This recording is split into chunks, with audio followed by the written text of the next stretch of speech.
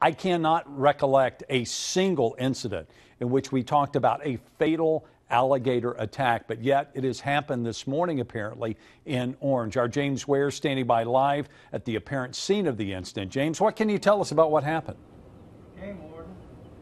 Yeah, let me start with this. I mean, Mr. Burkart, who owns the property, was nice enough to let us come in here. He operates a marina down here, and it's also a bar.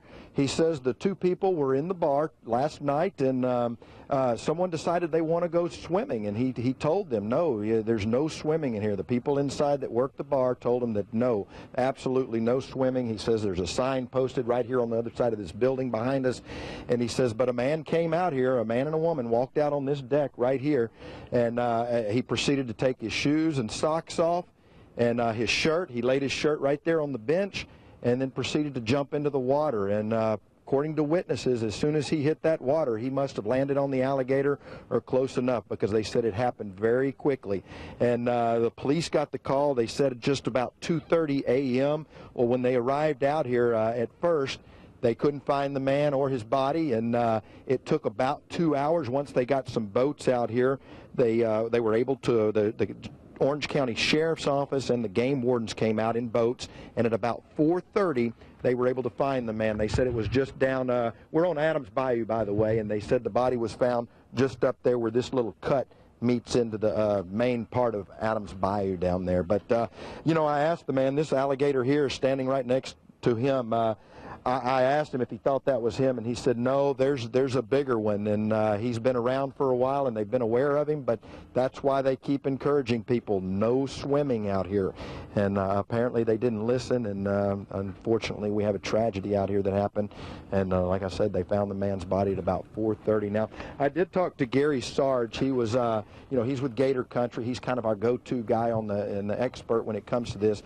He's on his way to a show out of town, so he wouldn't be able to join us this morning, but he did tell me, just, you know, wait till the autopsy comes out. We'll see. He says it's very rare, like you said, Dan. It's very, very rare to have a death in an alligator attack. It normally, you know, you just don't hear about it. But he says, you know, was the guy missing limbs? What, you know, there's a lot that could play into this. Right.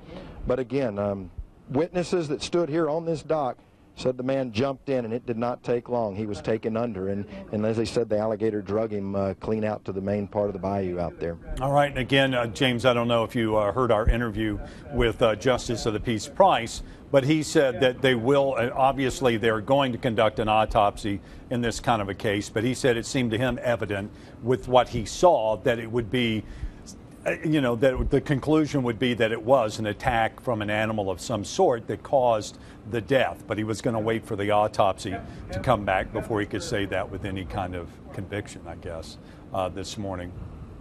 Right. And you know, my knowledge of alligators, and I've been around them a lot, is normally they're pretty skittish. I mean, unless you're feeding alligators, they don't want to be around you. And so the way I see it is he probably jumped in, landed on him, or so close to him that it scared, and it was just natural to attack him. But alligators don't want anything to do with humans, and Gary told me that, you know, they don't want to, they certainly don't want to be near you when you're in the water. They're going to swim away.